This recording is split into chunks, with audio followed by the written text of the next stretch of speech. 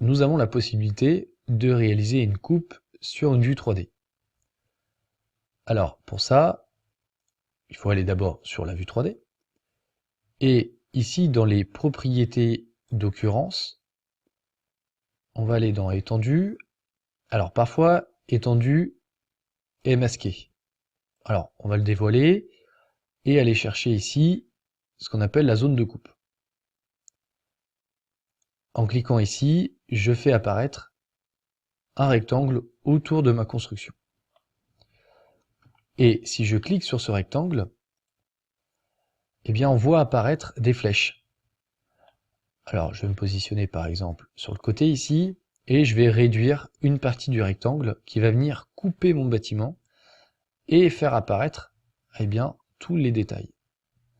C'est-à-dire des fondations, ici mon plancher, etc.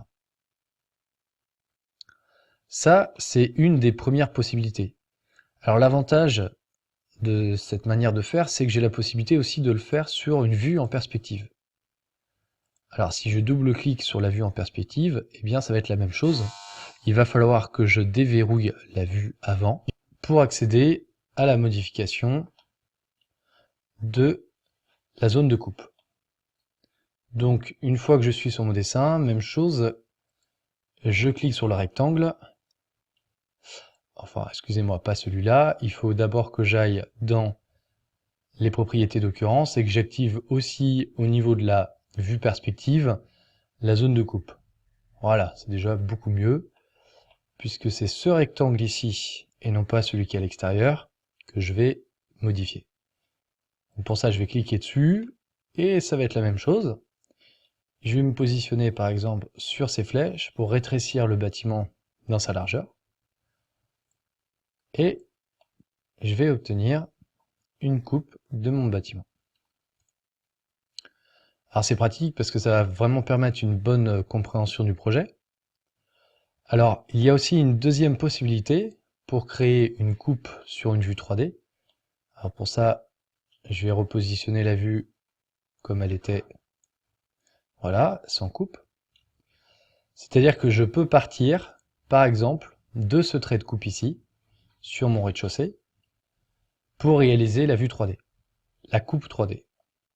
Pour ça, je vais sur la vue ici, axonométrique.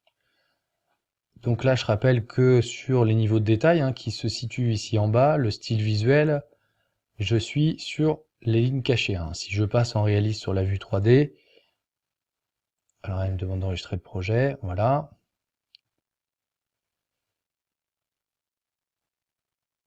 Voilà. Là, je passe à un mode beaucoup plus réaliste. Ou des couleurs uniformes. Voilà, comme j'étais à l'origine. Donc je vais repasser ici dans le style visuel en ligne cachée. Et pour modifier, ou en tout cas pour activer la coupe, ici, donc c'est la coupe AA de mon projet.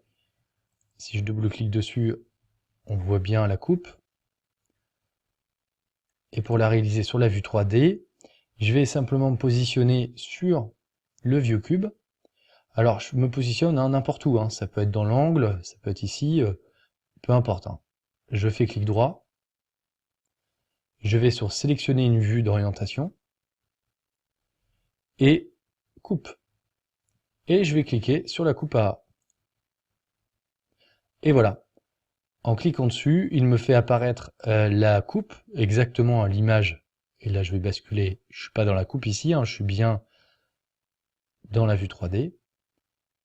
Et si je bascule dans la coupe AA, je vois exactement la même chose. L'avantage de la vue 3D ici, sur cette coupe, c'est que j'ai la possibilité de bouger et de voir toute la perspective de mon bâtiment sur cette coupe. Alors, voilà, il y a quelques bugs qui apparaissent, on le voit. Par exemple, ici, on ne voit pas ce trait ici. L'arête ici cachée. Alors voilà, ça fait partie des petits bugs de Revit, voilà, qui apparaissent sur la coupe en vue 3D.